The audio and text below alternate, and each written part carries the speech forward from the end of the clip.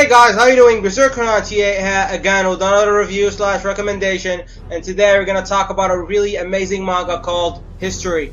Now this manga is by the same mangaka of Parasite, and if you know anything about manga, you know that Parasite is one of the greatest mangas of all time.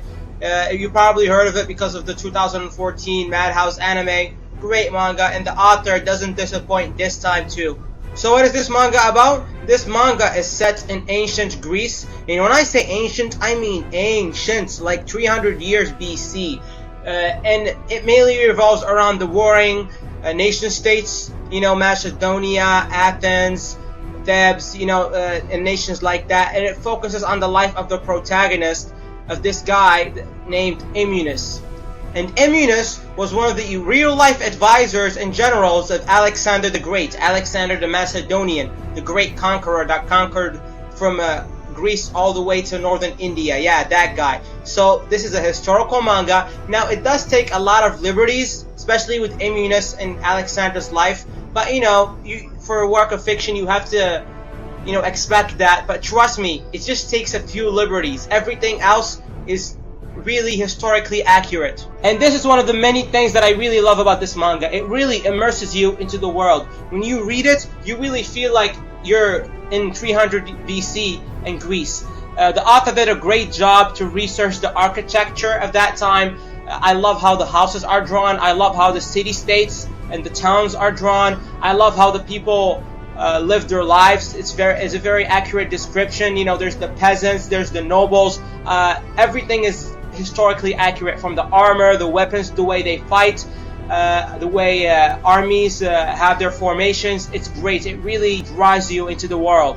And not only is it very exciting because of the great characters and the very interesting many plots that are going on, it's also educational. This manga had me looking up tribes and nations I've never even heard of before. And I'm not like a normie history. I'm not like a history normie. I know a little bit of Greece history. I like to think of myself as a history enthusiast, and there I was, this manga showing me some things that I've never even heard of. So I googled that stuff, and I learned so much more about Greece history that I wouldn't have if I haven't read this manga. And this manga checks all the boxes of a great fucking manga. The characters are great. First we have Emunus. He's naturally talented and everything, you know, kind of like the real life one.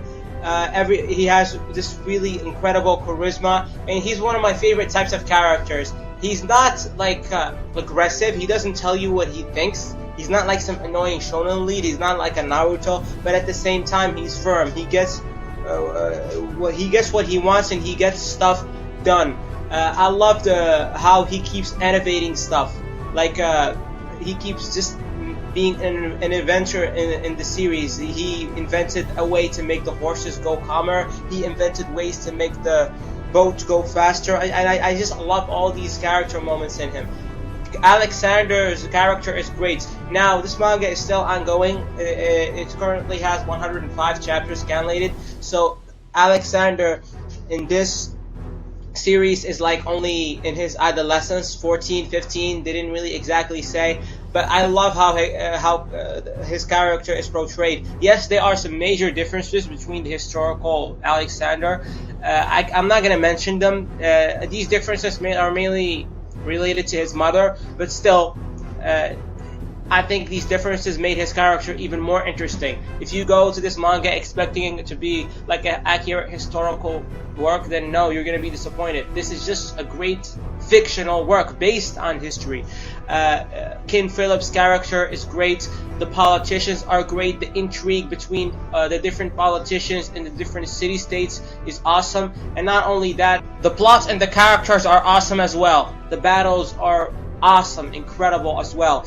The naval battles, the design of the ships, I felt like I was watching an episode of Vikings. The formation of the soldiers, the weapons they use, the different battle tactics they use, it reminded me a lot of Kingdom. So yeah, it checks out all the boxes, and the art is really, really good. It's not amazing, I'm not gonna lie. There's a lot of moments in this manga that the art felt really sketchy, just like Parasite. But there are some panels, especially the 2 pages spread.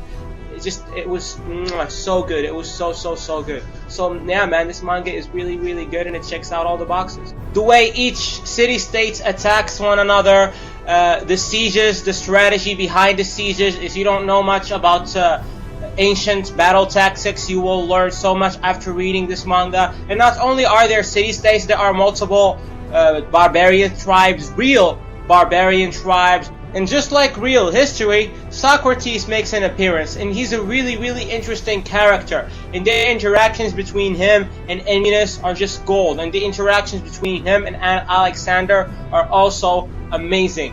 And this manga is so good, and it's so early in its stage of development. I mean, just imagine when Alexander actually grows up, and when he finally conquers Greece, and when he finally goes to India, and you know, when he eventually dies young.